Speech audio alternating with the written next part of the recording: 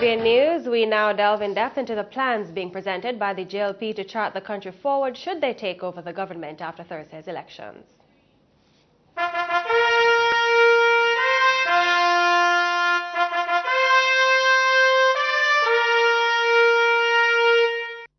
The Jamaica Labour Party has presented a 10-point plan to bring Jamaica from poverty to prosperity, and that plan forms the basis of the party's manifesto heading into general elections on Thursday. This 10-point plan outlines the government reforms, which includes the creation of a Minister of Economic Growth and Job Creation, restoring the benefits of the junior stock market to grow equity for startups and expansion of MSMEs. Additionally, several government-owned entities will be listed on the Jamaica Stock Exchange. A reform is also on the cards for the tax system, which could see the abolishment of the PAYE tax for everyone who earns less than 1.5 million Jamaican dollars per year and the lowering of other taxes. Restructuring will also be done to the NHT, Housing Agency of Jamaica, and the Jamaica Mortgage Bank. Additionally, the JLP promises that the country's water infrastructure will be fixed, town centers and cities will be revitalized and rebuilt, investments will be made into improving the skill set of Jamaicans, and Jamaica will be advanced as a digital society. The old promise of a hospital for Portmore is also back on the table. The JLP says under its government there will be regular audits of health facilities. Now, to discuss the JLP's bid for governance, we have been joined by political analysts Richard Dickey Crawford and Kevin O'Brien Chang. Welcome to Indepth, gentlemen. Hi, everybody. Right, thank you. Hi. Now, before we get into the manifesto, we have been noticing the crowds at the political rallies for both parties. The PNP boasted a massive crowd, and equally impressive was the JLP mass last evening. Should rally crowds be used as an indicator of the potential turnout on election day, Mr. Crawford? I suppose it's deep in our culture and in other countries too, but there's a limitation to it because it costs a lot of money, and actually that's a big investment in order to put a proper crowd into any space in order to impress the opposition forces and to impress, so to speak, the country and perhaps the media. So it's part of the game, it's part of the hoopla, it's part of taking out, similarly having an effective public relations campaign or an effective advertising campaign. There's a downside to it, but if you can control it and you don't get excessive, I mean, we have heard of the destruction of buses, and we hear of possible, excesses in driving and the safety of persons. But by and large, certainly as far as Jamaica is concerned, this has been around for a long time. Okay. Now, Mr. O'Brien Chang, do you think the JLP did enough to energize its supporters in what was their major mass rally before the general election Sunday evening? Yeah, it was a very lively rally. The crowds don't mean much in terms of if you have a big crowd, it doesn't mean much. But if you have a small crowd, it would show weakness. So I think both sides will show they had a big crowd, and the JLP one is pretty good. Not very energetic, very energized, and Mr. Holness gave a good speech, not a substance, laying out his plan. So it was good, and I think both sides, the PNP got a big crowd in Mobile, I believe. So both sides are pretty pumped up. Now, Mr. Crawford, how significant was the presence of Edward Seaga at the rally on Sunday after 11 years of absence from the political arena? Very interesting. I suppose one of how significant it was, maybe Mr. Seaga felt that the JLP could win, so he would want to be there, and he would probably say, if they win, that, boy, it was because I came, or he was part of it. As well as it could be, on the other hand, a more genuine approach to say, look, I was once a leader of this party, they are fighting a royal battle, a ding-dong battle out there with with the People's National Party. Let me go and see if I can help. So either of those 2 points that he was, he would have motivated him. I don't know to what extent. Certainly there haven't been any real negatives that I have heard of it. I don't know what are the positives, but I haven't heard any negatives, outstanding negatives of his turning out at the meeting. Okay. Now, Mr. O'Brien Chang, how impactful do you think Mr. Seaga's presentation will be on the JLP's campaign for office? Not much. It's just a last hurrah, I believe. He's 85. He may not see another one like this. to possibly last for, I mean, not that I wish him a long and prosperous life, but you never know. And so perhaps he said, let me feel the vibes one more time, just in case I'm not around for the next one. That's how I saw it. He gave a nice speech, but it's not anything that people are going to put stock in when they vote. Okay then. Now to the manifesto. Mr. Crawford, how practical do you believe the proposals in the JLP's 10-point plan are? Some of them are absolutely necessary. I mean, we're suffering from one of the worst a terrible water supply system. No denial about that. Many of the cities, the towns are falling apart physically.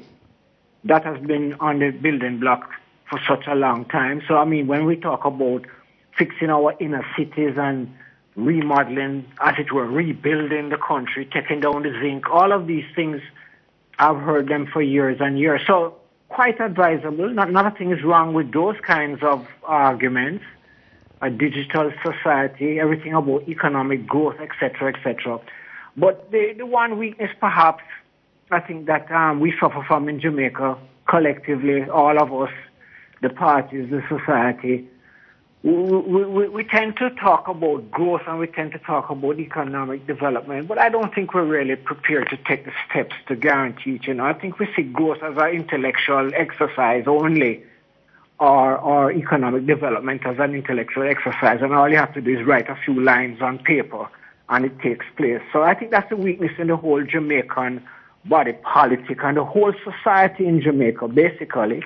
And we are more content, I think, to buy and mark up and sell and lodge the money in Antigua or Barbados or United States of America.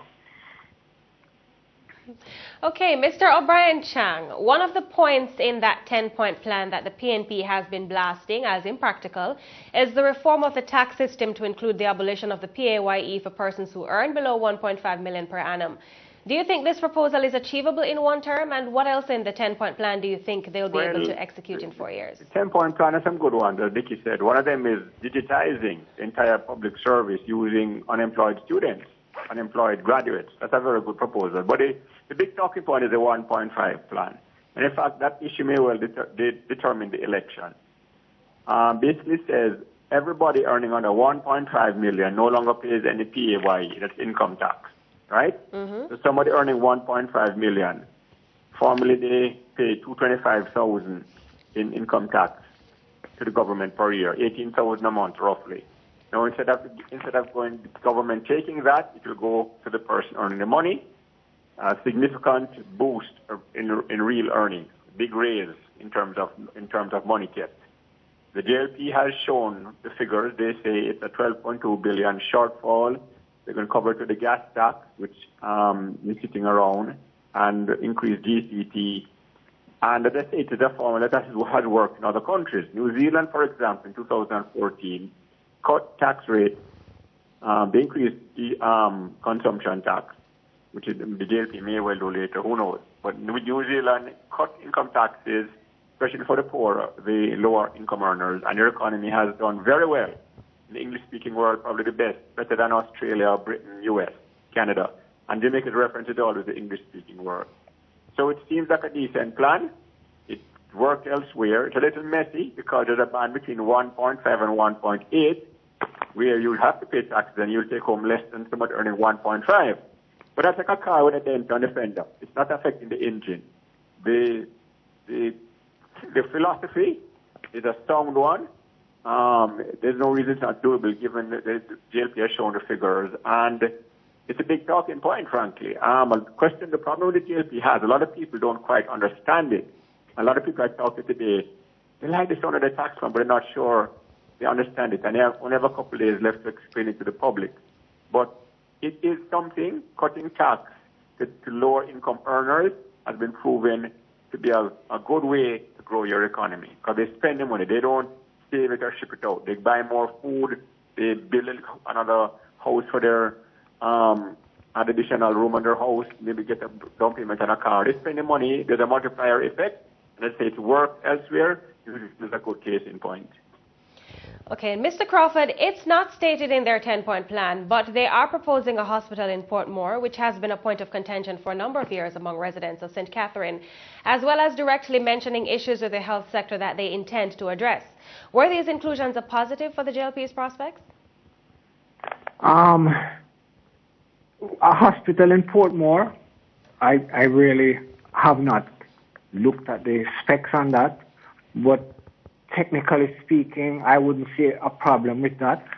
I really don't believe the governments of Jamaica when they talk about dealing with the health services in the country.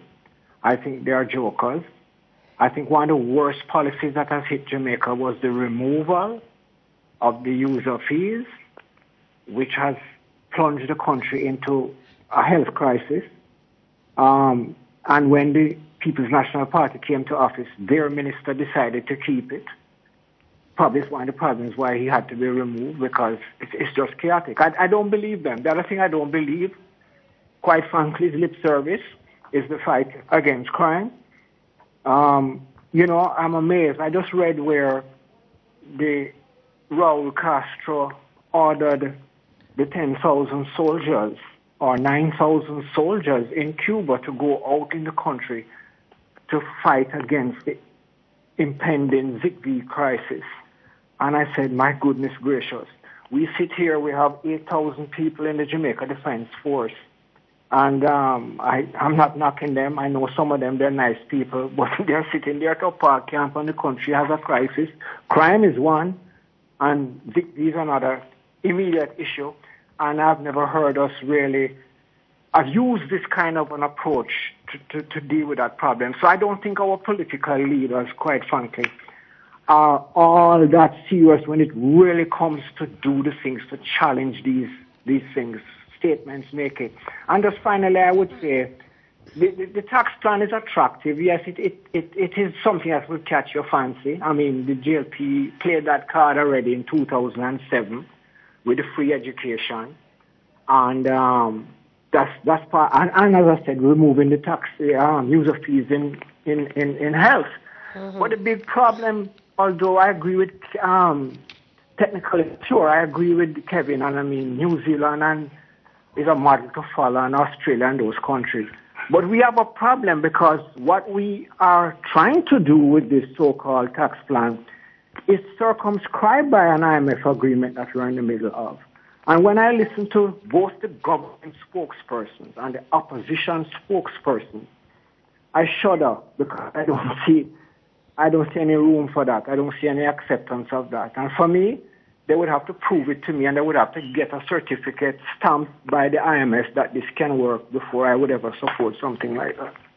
All right, now finally a question I posed to both guests, very quickly beginning with Mr. Crawford. Have you identified a clear winner for Thursday's elections? I think I've still identified a winner. It's going to be a good contest. I have, so to speak, I'll tell you how I've taken away all the marginal seats from the People's National Party and presume that almost all of them, that they lose them, and they still come out a couple of seats ahead.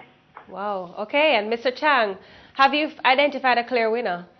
No, the PNP started ahead, but the JLP has been closing rapidly. The ducking of the debates has been a big issue. Mr. Honus' house is a big issue in terms of how people feel he is treated unfairly. And he proved that he was legitimate. But the 1.5 tax plan, that could well decide the election. If enough people buy into that plan, the JLP could well win. It's going to be very close, and I think right now both parties are pretty close together. And it's going to be decided in the last 2 days, and people always say it's decided on the day, and it could be, well, who has the better ground game. But the 1.5 plan, I think, is the factor that would tip it. If enough people believe it, the JLP might win. If people don't believe it, the PNP might win. Thank you very much for joining us on Indepth, gentlemen.